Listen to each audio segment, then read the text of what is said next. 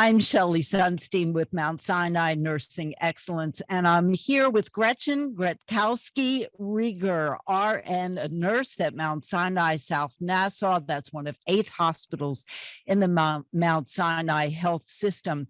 And Gretchen is the chair of the hospital's bereavement council. Now, Gretchen has one of the most delicate and emotional jobs that I can think of, because she's reaching out to mothers and families who experience a loss either during or shortly after childbirth. Gretchen, how did you come to this job?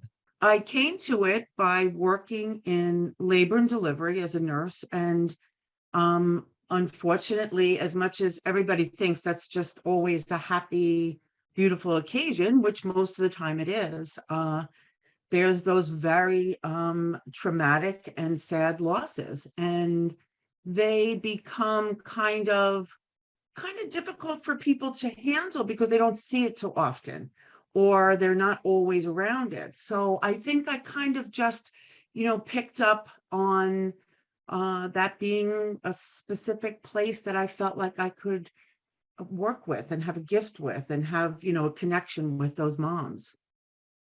Was there something in place, or were you part of putting this together for Mount Sinai? Well, I have to say that I give all credit to a nurse. When I first came there 20 years ago, she had put together this just awesome bereavement team, and ways to both the tasks that you have to kind of go through with it, but also that there would be specific people that could really work in that area, that would be called into that situation. And so when I came, I immediately loved the idea of it, and was part of the team, went and got training in bereavement, and continued to do it since. It's been about 15, 16 years since I'm the head of it. So you've been working for Mount Sinai, with Mount Sinai, for 20 years now, 2 decades. Yes. And what were you doing initially before you specialized in bereavement? Yeah. So when I first came to Mount Sinai, I worked in labor and delivery. I immediately went to labor and delivery from another hospital. And but I had experienced even in another hospital, women who had losses in their pregnancies.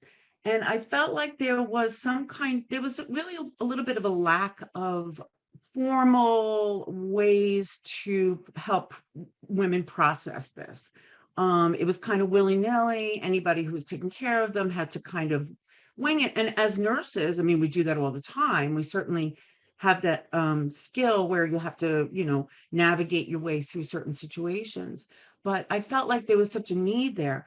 Coming to South Nassau, Mount Sinai, I discovered that Madeline had started this kind of team, and from there built upon it and really became more of, as being on the bereavement team or being a bereavement counselor. So it's not only taking care of her through her tasks and, medically, what you have to do as a nurse to take care of this. I mean, there's still a birth involved. There's a lot of, hospital care, that has to be done. But there's this whole emotional aspect of it that needs to be addressed, or I felt need to be addressed. And I felt a real connection there that, I think the first time I was with somebody going through that was when I felt like that is the absolute sacred spot of nursing, is when somebody is in their most vulnerable and most kind of lost. I think you even just spoke of it, but feeling like just in this place that has no direction. There's no rules. There's no. And then being able to be there for them and hold their hand and say, okay, I'll do this with you. I will help you through this. This is a process you don't have to do alone. I just can't imagine, because here you are thinking that you are going to experience the ultimate high of your life. Yes. And then you are experiencing the ultimate low when you are least expecting it. So, what is the process that you use to help these families? Well, I think number one, really recognizing what a unique and special loss this is. It's one of the most, so bereavement and loss and grief is very big, and there's lots of ways that we experience that. The uniqueness of this situation where there's not a group of family members that have gone through this with you. It's very private in a way. It for years also, it was kind of like you didn't talk about it. Excuse me, you would have this loss, and it would be you and your partner and maybe your closest people, but nobody got to meet that child.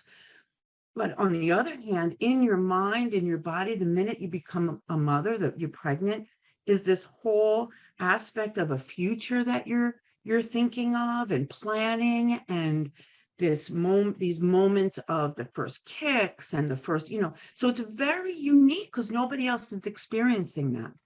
So it's in a way very like lonely. So when you're with somebody, I think acknowledging and validating that this is a loss. This is something, and I excuse the term, but it should be honored. This is a loss that is as meaningful as anything else. And then allowing to help them process it by saying it's okay, to validate the feelings of loss, to validate that this is as major as anything else you might go through. A lot of times it's the first loss that a lot of young people experience. And again, it's very unique. So to be there, I think my thing is always saying it's okay to feel what you feel, to be going through it. It's difficult as a nurse. You want to go in and you always want to take pain away. That's our jobs. We want to help, fix, and take pain away. In this situation, we can't take the pain away, but we can be there with this mom, this family, and walk with them through it by validating that it's important, by allowing them to have their feelings, by helping them to understand what they might go through. And I think that's where it's a little unique as a nurse too. I tell a lot of people it's very different. You have to go in and just say, I know, and not take away. You just have to be a witness to what's happening, but in a way that kind of allows them that they're not alone. And so it's unique. But you also have the experience of being part of a unique team where, again, you're working with a team that was about to welcome a new life into the world and everything shifts. So take us to what it is you do with the team of nurses and doctors to try to come together as a unit in this horrible situation. Well, I mean, absolutely. It's a team effort. And I always say that we don't do anything alone. It's not a solo practice here as nurses. We, unfortunately, I mean, a story like somebody comes in and they think they're in labor and everything is fine, and you put the monitor on and there's no heartbeat, is absolutely devastating.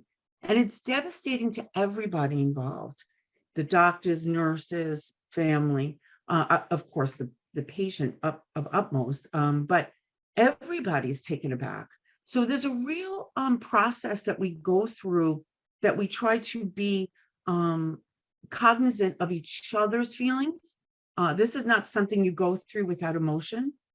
I've done some trainings, even with the residents, as well as the other nurses, about kind of how we can express ourselves with each other and with the patient, so that we also are not traumatized by it, because it causes a lot of trauma in ourselves.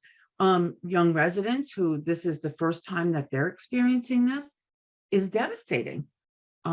Feeling like they could have done something different. Everybody kind of feels like, oh, could have something been done differently. So I think that working together, we listen to each other, we kind of balance each other out when we're with the patient, to be able to speak to them in a language that is comforting or accessible, as opposed to very medical.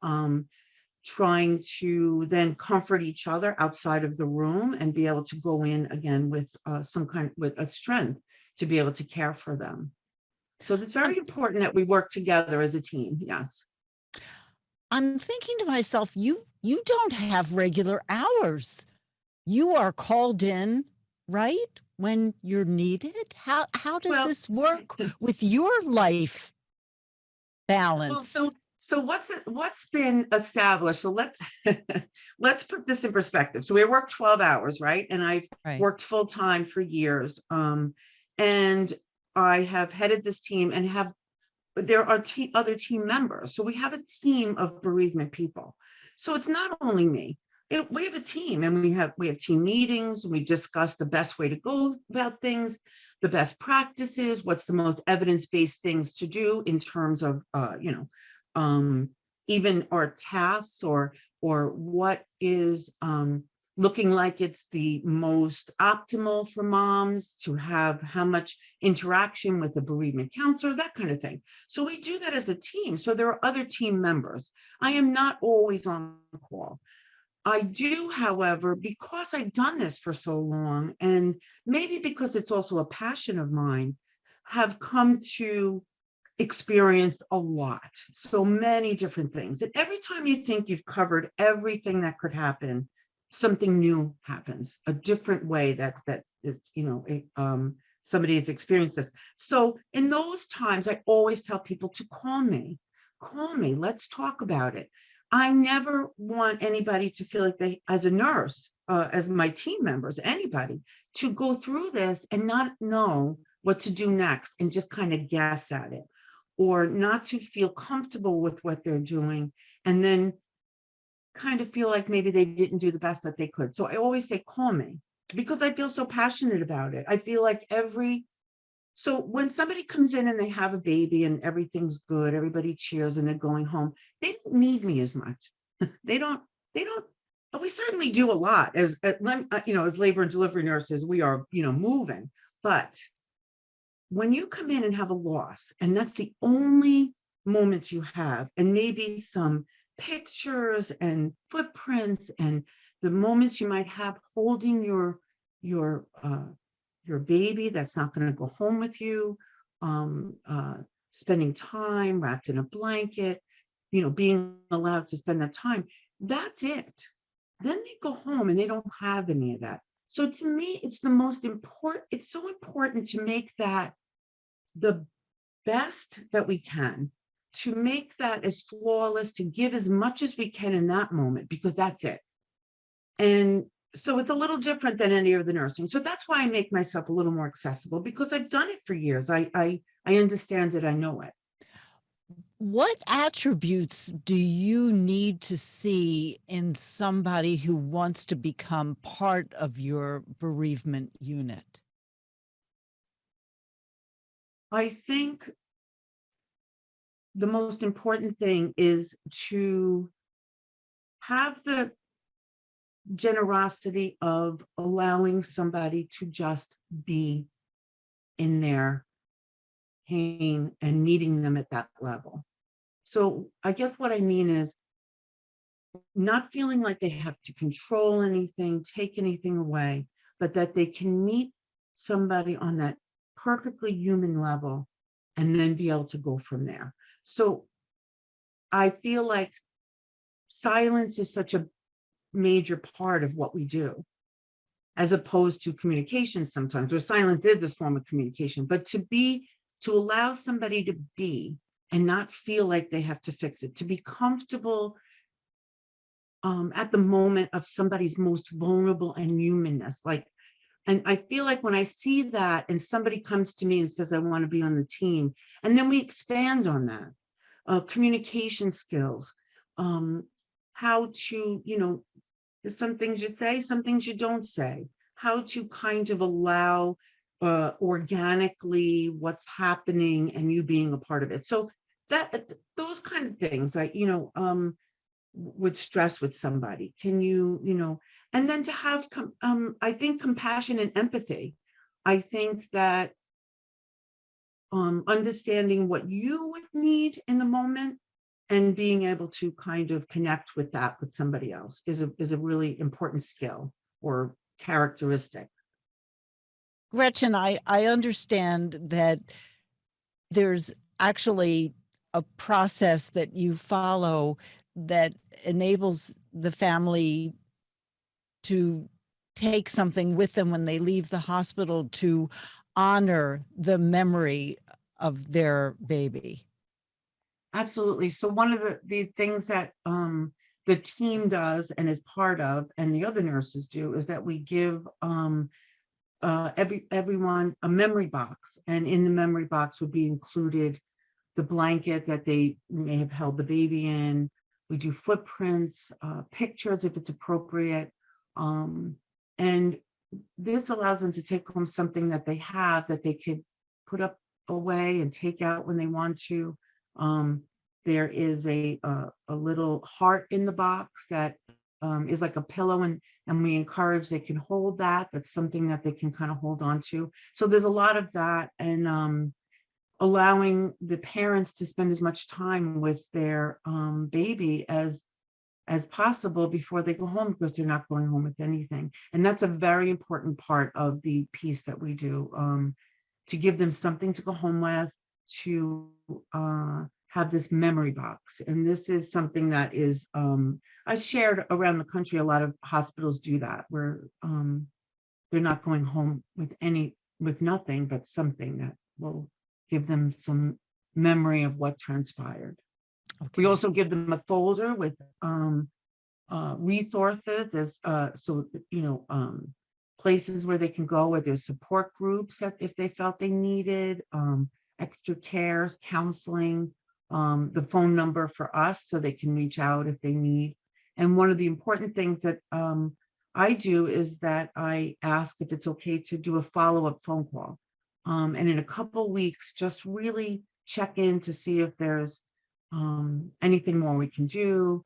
If they're kind of making progress through their bereavement, I don't think that's going to be over in a couple of weeks, but certainly if there's progress, if they feel stuck, if there's something else I could do or other resources or references I can give them to help them to go through it. So that's also an important part of all what we do. If you don't see progress, what do you tell them? So one of the things, and this is a special thing, like the team is actually trained for this, and I had gone through training, and I have done trainings with some of the other nurses, because when you're on the phone, how do you know, right? How do you know if somebody is going through it or not? A lot of times there is this complete, it becomes more like a depressive state, not moving through, not getting back to their lives, not being able to function. And there's a little, red flag that says, well, what's happening here? Is there depression involved? Is it just the grieving process? So if I felt times where somebody might need another phone call, but also some numbers where they can possibly reach out for individual counselor or a group, or of course, if they felt so depressed, or, I asked who their support is, if I could talk to somebody in their support system that maybe could give me more insight into, is this okay? Is this moving along? We are not trained professionals in that way. We're not counselors in more to continue to see them if they're going through that, but we certainly can know where to send or give them some connections and resources if we feel like that's needed. How do you deal with this emotionally? It's It's a funny question because I'm about to cry talking about it right now. Sorry. So I feel like this is a gift in my life. And I think I allow myself to feel it and go through it. So I'm not carrying it. Like, I don't want you to think this emotion that I'm having right now is that I'm carrying these burdens. I feel like I grow and I am blessed and I expand as a human being when I am doing this with somebody. So to me, it allows me to grow. It allows me, I feel like it makes my connectedness with my whole life, my family, my relationships, that much richer because I've been able to be there with somebody. So emotionally, is it sad? It is sad. It is sad. And it's sometimes so powerful. But I think doing the things I need to for myself to not carry that, but to learn from it, grow from it. I really believe it's a spiritual thing when you can be with somebody in their most needy time. I think that that's where the connection is. So I don't feel like it takes anything from me, but only adds to my life. Usually, speaking to the nurses during National Nurses Month, the nurses at Mount Sinai, I usually ask about what was the most rewarding day, what was the most challenging day. And I'm thinking, the work that you do, bereavement, that's not appropriate. But is there a day that stands out more than any other, or a situation that stands out more than any other in your 20 years, Gretchen? So many, but I think in terms of speaking of perinatal bereavement, there was I always think of her. There was a situation, a woman came in, she was carrying twins. She lost one of the twins during her pregnancy and then had to wait and deliver both of her babies, one alive and one not. And the relationship that was formed during that process, and the night that she delivered, and the team that was around her and helped her to both celebrate the birth of this beautiful boy and to also mourn and grieve the death of her other beautiful boy, was tremendously powerful. It was moving. And the relationship I have with her since has been, I think it's marked my life as making me understand how important my work is.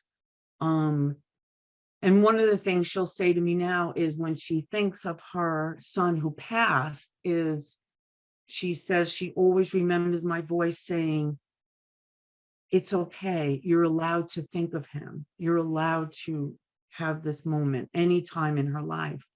And I think that's the biggest gift that I could have ever had, is that she continually hears something that I said and helps her through her life. And it's years now.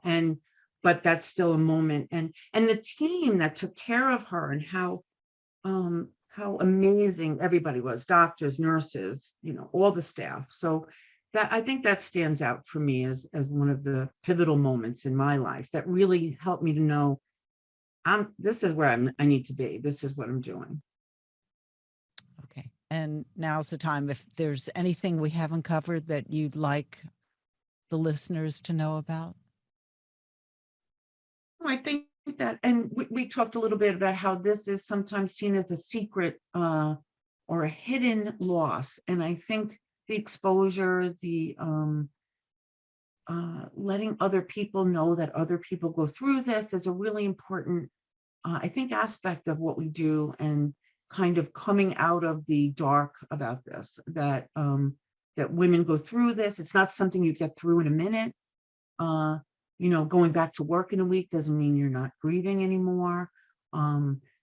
Women have to take care of their bodies and then their hearts when they go through this, that this is a great loss that takes a long time to heal. It doesn't mean you can't function through the healing, but it takes a long time to heal. And to be like cognizant of that and allowing people to have that, not kind of just say, okay, well, this will be over and you'll have other children. And that's kind of really invalidating. So just keeping it where, yeah, okay, this is a loss and you'll get through it. And when you do and you heal, then you talk about other things. So I think just really understanding that is important. Well, I thank you, Gretchen Kretkowski, Rieger, for everything you do and for sharing what is the most difficult situation I can ever think of. But thank God you're there at Mount Sinai, and thank God that Mount Sinai has this bereavement team for families that had expected their miracle only to end in tragedy. So thank you so much for all the work that you do. And thanks to all of you for joining us. And please follow along for more nurses' stories in our Mount Sinai Nursing Excellence series.